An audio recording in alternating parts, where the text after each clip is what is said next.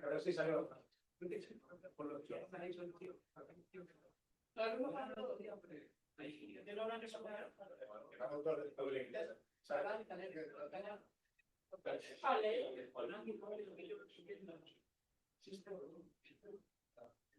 No, para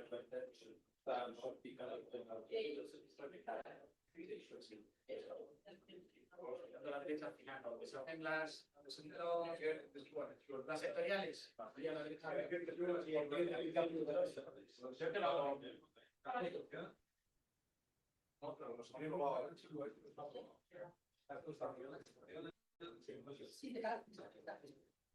Yo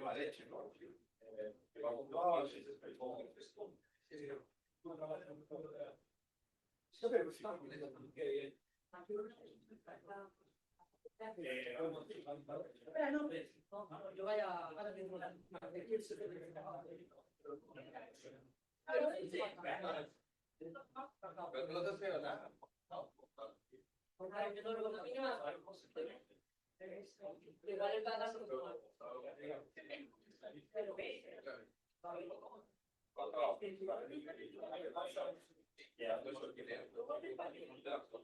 yo también, pero bueno, veo.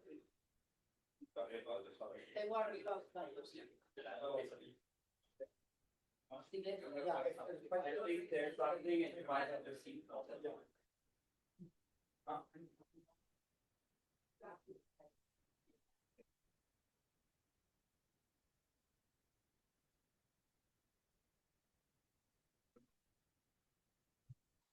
Qué malo.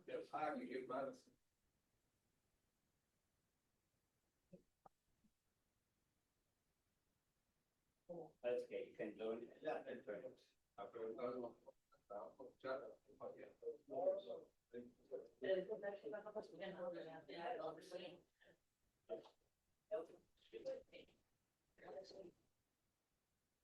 Todo bien.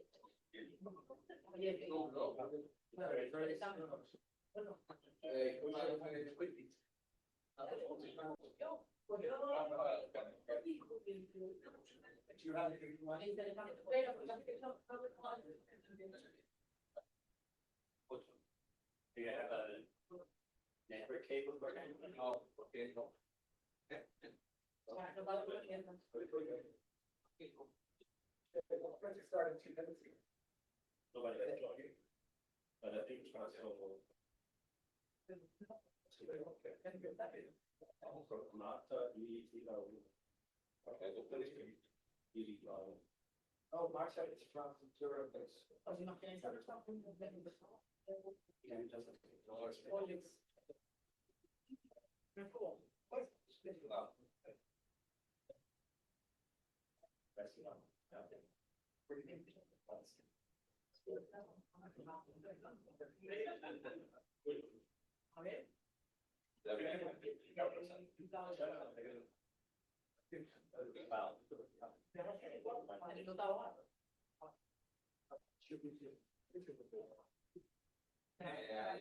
This is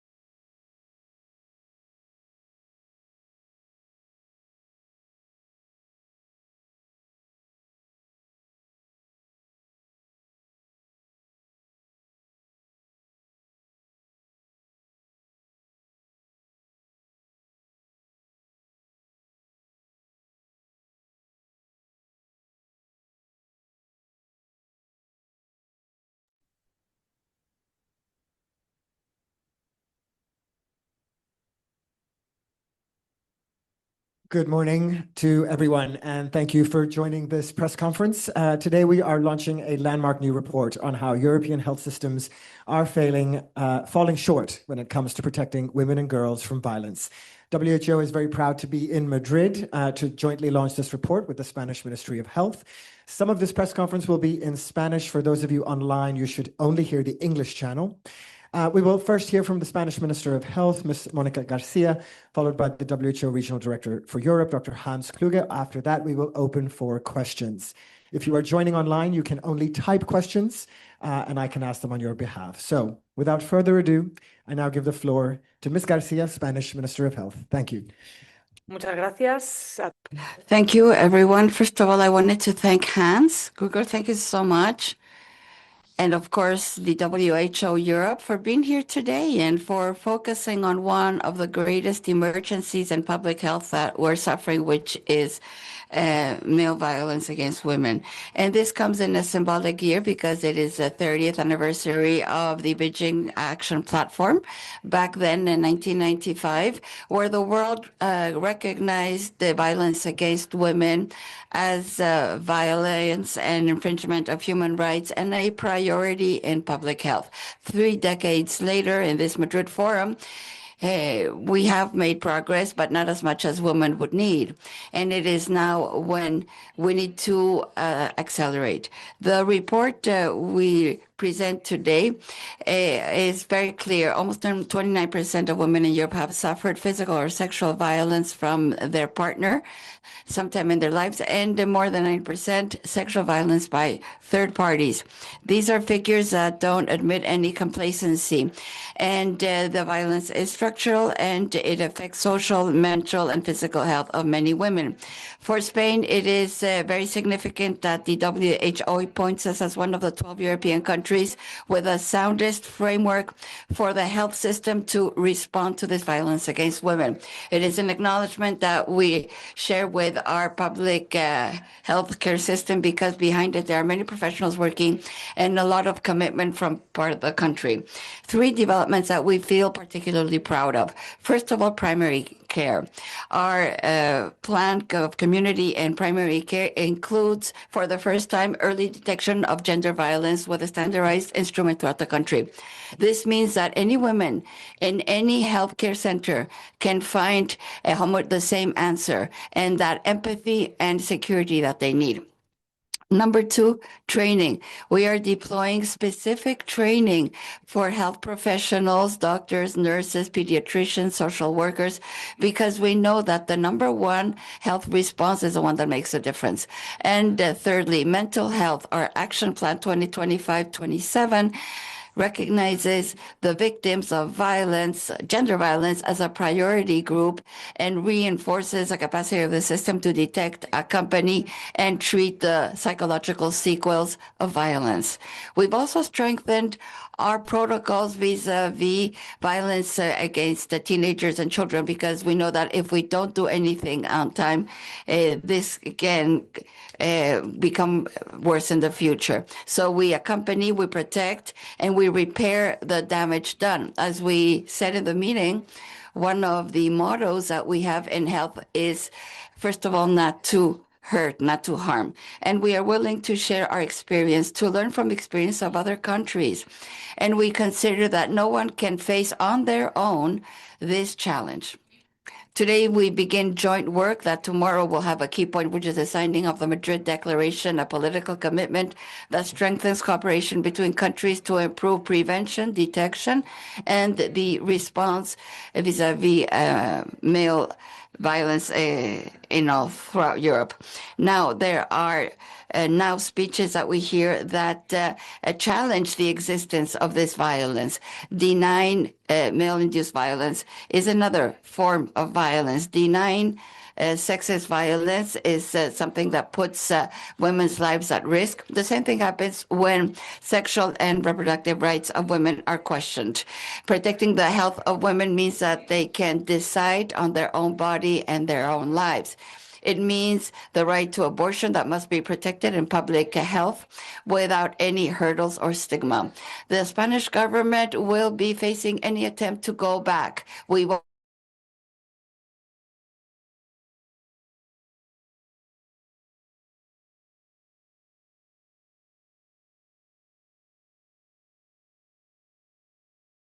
Recording in progress.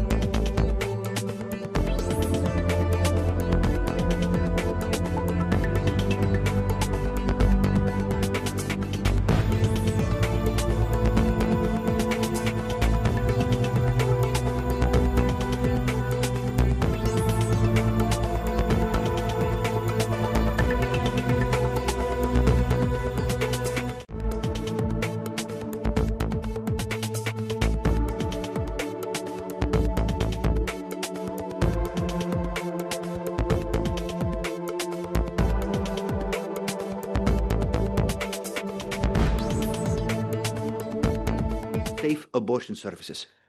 Only 32% offer emergency contraception. Only 32% offer HIV post-exposure prophylaxis, and only 38% offer mental health assessments. And these services are not luxuries, they are fundamental following rape and sexual assault.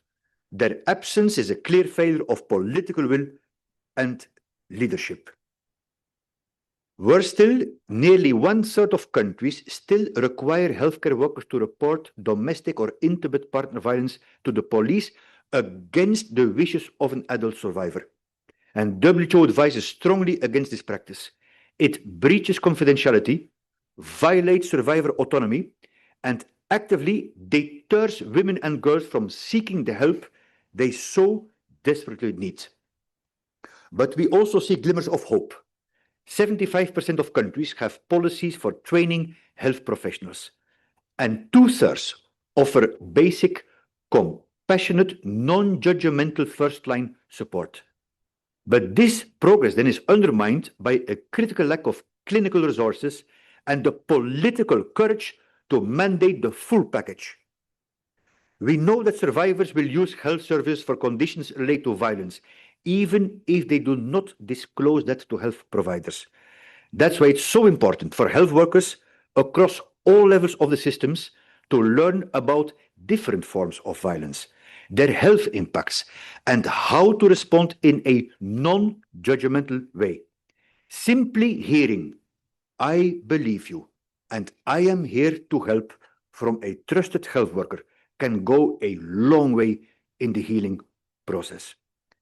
The World Health Organization is commending Spain for its comprehensive coordinated approach to ending violence against women and speaking loudly about it. I want to congratulate you, Minister Mónica García, also the government, your Prime Minister, the Minister of Gender Equality, who was here, and your colleagues. In Spain, there is clear clinical guidance for health workers on violence against women and girls, while also integrating violence prevention into all policies. Spain demonstrates how health, justice, and social systems can work together to deliver survivor-centered care.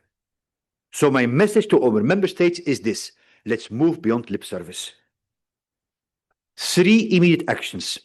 1, Authorize the full package of essential services now. It's only a matter of leadership. Number 2, remove all barriers to care. Most urgently, eliminate mandatory reporting requirements that violate a survivor's consent and autonomy. Or the survivors will just not show up, and we will lose them for life. And third, invest in implementation. Mobilize the resources to ensure the more than half of our countries that lack these essential services to adopt them immediately. Earlier today, a survivor reminded us what a health system built on dignity looks like. She spoke of the right to be safe, to have a voice and choice, and to be at the heart of the response. This is the system we need to build. My final message to every politician, every health minister, and every health worker is clear. We can no longer be bystanders to the public health crisis of gender-based violence. We have the knowledge, we have the standards, and now we need to summon the courage to translate commitments into funded action, making the health sector the true first responder that every survivor deserves. Muchas gracias. Thank you so much, Dr. Kluge. We have no questions online at this time, but if there's any questions in the room, we can take them now, English or Spanish. Totally fine.